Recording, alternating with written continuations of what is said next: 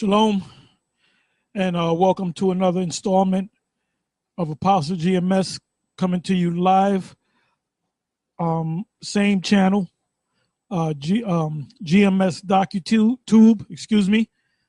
And today's topic is going to be entitled, "For YAHAWAH is not the author of confusion." And you can go ahead and read it, and you can start it off. This is 1 Corinthians chapter 14, verse 33. For the Most High, Yahweh, is not the author of confusion, but of peace, as in all churches of the saints. And pretty much it's self-explanatory. The Most High is not the author of confusion, because you got all these different groups out here that are teaching nothing but madness, and matter of fact, those guys that fell off with from LA, the LA camp, with that flat earth nonsense, they're totally bugging out. They were bugged out, but now they're totally bugging out. They're saying that the 10 tribes didn't come over to this side of the world. They went to India, and then they brought a book that Esau wrote. I think it was a Bible dictionary, and it said that the 10 tribes went to India. That's what Esau says. But hey, well, that's worse than demons being up under the pyramids in Egypt. Demon animals. Hey, man. Hey, and this the reason why I came up with this title through the spirit of Yahweh by Shem Shai. And the reason why I came up with that title, because there's a lot of confusion in Israel of the different camps. Basically, we're going to focus on Elder Ricard, the GOCC, and we're going to focus also on Zabak, who did a video recently. I mean, a lot of people got mad. I didn't get mad. I don't get mad no more, I just get even. No, I don't get mad because I expect it, Yeah. Now Zabak did a video where one of the brothers asked him a question about what's your take on a particular camp. They should have just said GMS. We all know who they were talking about, And Zabak, or Priest Zabak, said, that's madness. Well, I'm not putting words in his mouth. I forget exactly what he said word for word, but basically, his thoughts were like, that camp is going off. Well, I got news for you. This camp is not going off. We are the ones that the Most High is dealing with. The Most High didn't say, okay, I'm going to give a little bit to GMS, then I'm going to give some to GOCC, and I'm going to give a little over here to IUIC, then I'm going to give a smidgen of some of this knowledge to the ISUPK. And so y'all know your camps, the different camps that y'all are part of. No, it doesn't work like that, man. But that's why that scripture's in there in Corinthians. The Yahweh is not the author of confusion, man. Matter of fact, you read the scripture? Read again. Read the whole scripture. This is the book back in 1 Corinthians 14 and 33. For the Most High is not the author of confusion, but of peace, as in all churches of the saints. Right, as in all churches of the saints. So if it's talking about all churches of the saints, if you're part of that church of all churches of the saints, then guess what? Wouldn't you be teaching the same thing that we're teaching? Yeah. Or vice versa? So that's confusion, man. You got certain guys that teach that Cornelius, to this day, Cornelius is an Edomite, and certain other groups of camps that teach Cornelius is an Israelite. You got certain guys that teach that the mark of the beast is an embargo in Christianity. And then you got other churches that teach, or other groups, I'll say, other camps that teach that the mark of the beast is the microchip. Help me out. Give me some more.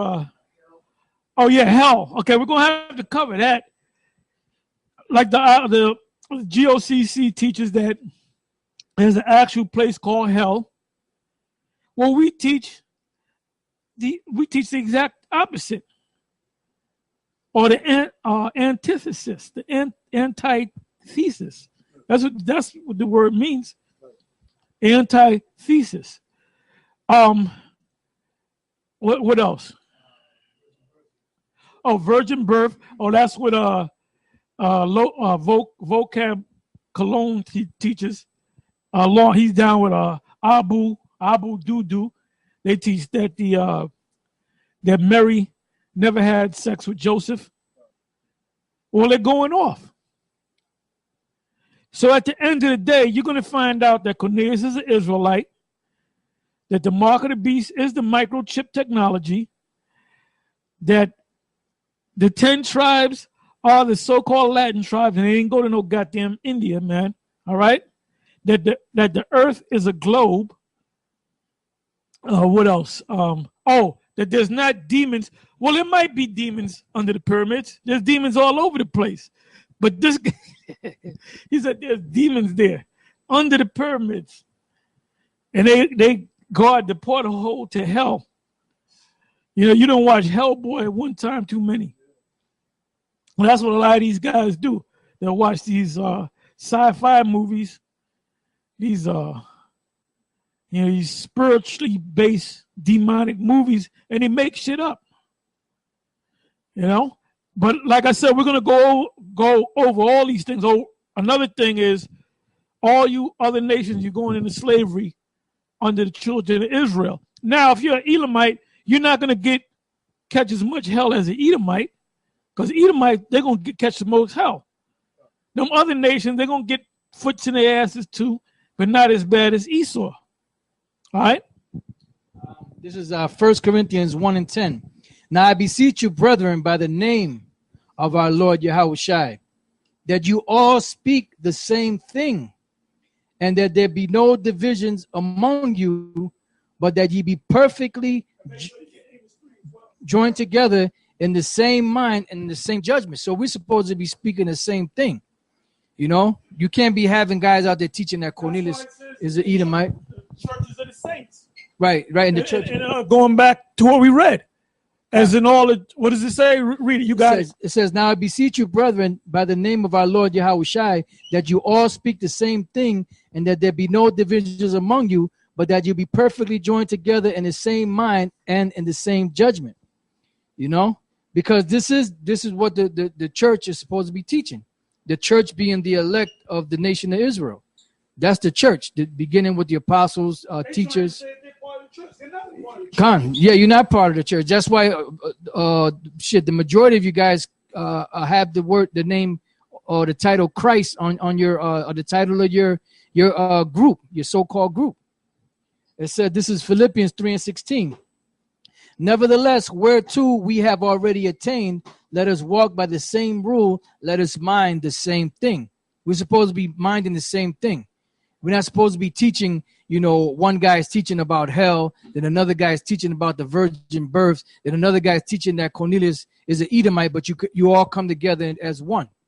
You guys coming together, all different types of groups coming together, and some believe in the name of YAHAWAH, some believe in the Old Testament, some believe in the New Testament, and then when you come together, you can't call on the name of that you believe that the Lord name of the Lord is, because everybody has a different belief. So there'll be divisions there. So what do? You come to a so-called conclusion to keep everything friendly, and everybody says in the name of the Creator.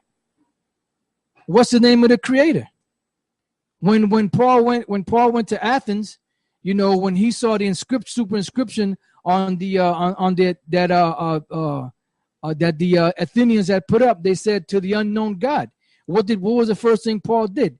He said, this man that you call who you call the unknown God, to declare him unto you. So he gave him the name of that so-called unknown God. So you ain't supposed to be saying the name of the Creator because you're trying to appease somebody else of another group. That's what the scriptures say. Philippians 3:16. Nevertheless, whereto we have already attained, let us walk by the same rule. Let us mind the same thing. We're supposed to be minding the same thing. We're not supposed to be having guys teaching different doctrines, but everybody comes together as one. No, it's not. It doesn't work like that. The spirit of Yahweh B'Shem Yahushua doesn't work like that.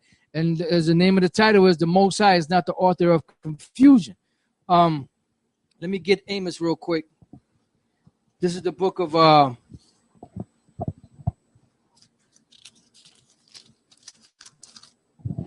Amos, chapter 3, verse 7. It says, surely will do nothing, but he revealeth his secret unto his servants, the prophets. Matter of fact, before I read that, let me jump up to the third verse, Amos 3 and 3. Can two walk together except they be agreed? And that's the point. In order for you to walk together, you have to be agreed. You can't just say, okay, we're going to come to a friendly agreement. No, because everybody has a different doctrine. Everybody has a different, opinion. Everybody has a different name for the Messiah.